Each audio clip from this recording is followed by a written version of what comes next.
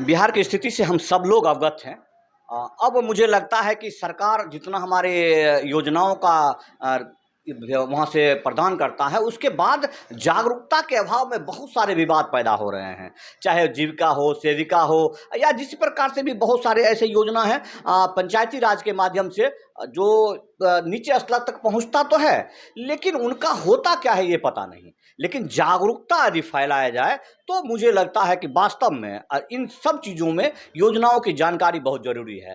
तो आप देखना शुरू कर चुके हैं न्यूज़ सनक तक, और मैं हूं संतोष कुमार। ये जो योजना है, इस योजना में आप बिल्कुल आपको लगेगा एक बार कि शायद कोई एनजीओ हो या ऐसा कोई सिस्टम हो, लेकिन यदि ये बता रहे हैं कि एक ट्रस्ट है जो कि लगभग 9 मुद्दों पर काम करना चाहती है, बाल मिनी स्तर से, गांव के स्तर से, जो इनका नाम है मिनी बाल विकास योजना, उसके आधार पर उन बच्चों को जो 1 से लेकर 6 साल के बच्चों को ये जागरूक करना चाहते हैं, उन्हें आदत दिलवाना चाहते हैं कि भैया आप स्कूल जाइए, पढ़िए, या पेरेंट्स को तो बहुत अच्छा लगेगा। मेरे साथ जो व्यक्ति हैं, आप लगभग राज्य स्तरीय कोऑर्डिनेटर हैं। मुझे सोचूंगा कि थोड़े से स्तर में आप ये समझाने की पहले कोशिश करें कि किस तरह से आप गांव तक पहुंचेंगे।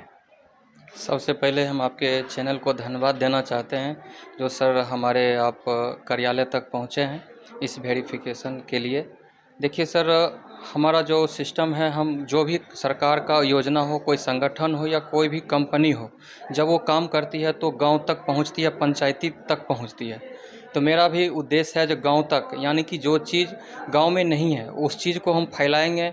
जैसे कि अभी तक शिक्षा की अगर हम बात करें तो आंगनबाड़ी का केंद्र चल रहा है, जो समेकित बाल विकास योजना है, या मान के चलिए स्कूल वगैरह हर कुछ चल रहा है, प्राइवेट स्कूल, सरकारी स्कूल। लेकिन देखा जा रहा है कि गांव में वैसे ऐसे बहुत सारे आदमी हैं जिनके पास कोचिंग के लिए, ट्यूशन के लिए 200 से 300 रुपया भी प्रति माह नहीं जुट पाता है।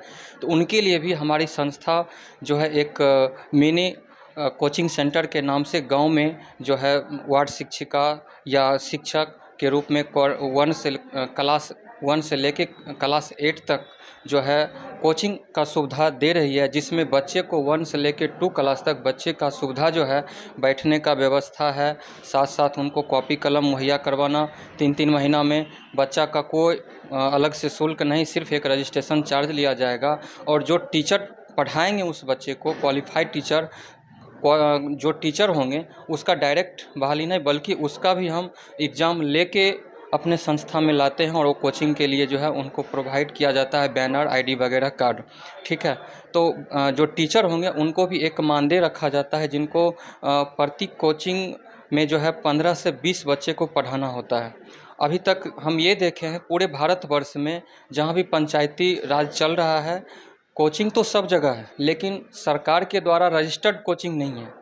लेकिन संस्था के द्वारा जो भी टीचर आते हैं उनको एक बैनर यानी कि रजिस्टर्ड करके दिया जाता है, और इस तरह से हम पूरा जागरूक करना चाहते हैं और शिक्षा का अलग हम गांव-गांव तक जगाना चाहते हैं। अच्छा, कुपोषण मध्याह्न के आधार पर मध्याह्न भोजन आया, सेविका के आधार पर पोषक दिया जाने लगा, या लोगों के जो यहाँ पर सबसे बड़ी बात है कि रोटी पानी की समस्या को लेकर के भी सरकार ने एक ऐसा छोटा छोटा मुहिम चलाया जिसके माध्यम से गरीब लोगों तक कुछ। तो आपको लगता है कि आप मिनी बाल विकास योजना के तहत जाएंगे और उन बच्चों को पढ़ाएंगे, उनको पोषक नहीं देंगे, तो क्या बच्चे आपसे अट्रैक्ट हो पाएंगे? देखिए सर, हम जो अभी बात किए हैं वो कोचिंग का बात किए हैं, जिसमें 1 क्लास से लेके 8 क्लास तक, जिसमें से 1 क्लास में देखा जाए तो यानी कि 6 साल से ऊपर के बच्चे को, उसके लिए 3 घंटा में भूख का कोई बात नहीं है। लेकिन जो हमारा एक और इसमें चल रहा है उसमें वार्ड शिक्षिका का, ठीक है, हर वार्ड में वार्ड शिक्षिका का, जैसे कि मिनी बाल विद्यालय का नाम बिल्कुल उसी तर्ज पर जैसे वार्डों में सहायिका होती है, सेविका होती है, तो आप एक शिक्षिका देंगे जी। वो कितने से कितने साल तक बच्चों को पढ़ाएंगे? उसमें 3 वर्ष से लेके 6 वर्ष तक बच्चे का रहेगा, और उसका पोषाहार जो है खाने का वो प्रति बच्चे को मिलेगा 200 ग्राम प्रति बच्चे। आप भी जिस प्रकार से सरकारी योजना में जिस वहाँ पोषक केंद्र पर मिलता है, वैसे आप भी पोषक देंगे वहाँ पे? जी जी, बिल्कुल चलेगा सर। और जो आप कह रहे हैं कि छोटे छोटे, चूँकि आपके जो बायलॉज है उस बायलॉज में आप 9 सूत्री पर कार्यक्रम पर काम कर रहे हैं, जिसमें पर्यावरण संरक्षण है, रक्तदान शिविर है, उसके बाद प्रोत्साहन है। तो इन सब चीज़ों को एक साथ कैसे कोऑर्डिनेट कर पाए, जबकि सरकार सहायता के लिए अलग, शिक्षा के लिए अलग, इन सब के लिए, वन संरक्षण के लिए अलग, सब अलग अलग कामों पर करती है, तो आप कैसे कोऑर्डिनेट कर पाएंगे? देखिए सर, सरकार जो है हर विभाग के लिए अलग अलग ऑफिस, अलग अलग आदमी को जो है रखती है। लेकिन एक ऐसा है भारत सरकार का नियम, जो एक संस्था होता है, उस संस्था जो है हर कुछ कर सकती है, 1000 काम एक संस्था कर सकती है। जैसे कि एक संस्था की हम बात करें, जैसे पतंजलि ले लीजिए। पतंजलि जो है, पतंजलि के पास अपना हॉस्पिटल भी है, हॉस्टल भी है। पतंजलि का एक छोटा स्कूल भी है, बड़ा स्कूल भी है। पतंजलि का जो है अनाथ आश्रम भी है, वृद्धाश्रम भी है। पतंजलि में हर कुछ है। तो वो एक ट्रस्ट है और प्रोडक्ट भी तैयार करती है, देश भर ही नहीं बल्कि वो अंतर्राष्ट्रीय दूसरे देश के भी लोग उसको जानते हैं। अगर एक ट्रस्ट ही है जो हर कुछ कर सकता है, जिसमें हज़ारों काम किया जा सकता है। अभी हमारा योजना में बहुत सारा वर्क है, लेकिन अभी लगभग हम 9 योजना पे काम कर रहे हैं, जिसमें पर्यावरण संरक्षण के लिए वृक्षारोपण की बात करें, कुटीर उद्योग के लिए बात करें, तो गांव में बहुत ऐसे आदमी हैं जो खेत में काम करने के लिए जाते हैं, महिलाएं, उनको जो मजदूरी होना चाहिए वो पूर्ण रूप में नहीं मिल पाता है। अगर मान के चलिए जिस दिन खेत में बारिश हो जाए उस दिन जो है वो भूखा रह जाते हैं, यानी उनको मजदूरी नहीं मिल पाता, खेत में वो काम नहीं कर पाते हैं। लेकिन हमारी संस्था का कुछ ऐसा चीज़ जो है लगाया जा रहा है कुटीर उद्योग में, जैसे कि हमारा संस्था में जो है चारों मशीन ऐसा है जो सुख की घड़ी और दुख की घड़ी दोनों स्थिति में आदमी उसको याद करते हैं पर डे।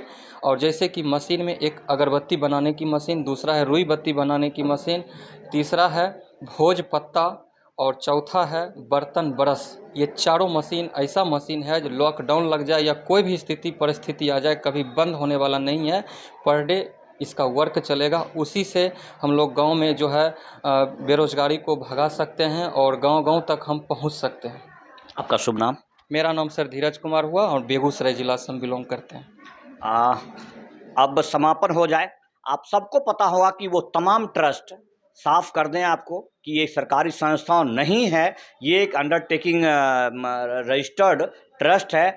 लेकिन वो तमाम जो बेगूसराय या आसपास के जितने भी बिहार के लगभग ट्रस्ट हैं जिनको गोरख धंधा करना होता है, वो सब के सब लोग मुझसे भागते हैं या फिर अपने आप को, एक मुझे लगा कि बेगूसराय में एक पहला ट्रस्ट है जिसने मुझे स्मरण किया है, क्योंकि इन पहलुओं पर जमीनी स्तर पर देखना चाहता हूं मैं और जमीनी स्तर की बात करना चाहता हूं, इस वजह से लोग भागते हैं। यदि ऐसा भी कोई ट्रस्ट है जो संतोष राय को बुलाए और प्रमाणित करे कि नहीं मैं गांव के स्तर तक पहुंचूंगा, तो मैं आपको इनके गांव के स्तर की बात भी बताऊंगा। लेकिन अब अगर ये अभी आए हैं, बिहार के 38 जिला में इनका पहुंच अभी तक नहीं हो पाया है। ये कह रहे हैं कि 12 जिला में है, लेकिन 12 जिला में उसमें से बेगूसराय चयनित हुआ है और यहाँ पर इनका बरौनी में कार्यालय है। यहाँ से गांव तक पहुंचेंगे तो बहुत अच्छा लगेगा वार्ड के स्तर पर, क्योंकि मैं महसूस करता हूं, गांव में रहता हूं, महसूस करता हूं कि जागरूकता की आवश्यकता है उन बच्चों को जिन बच्चों के पेरेंट्स, माता पिता मजदूर हैं,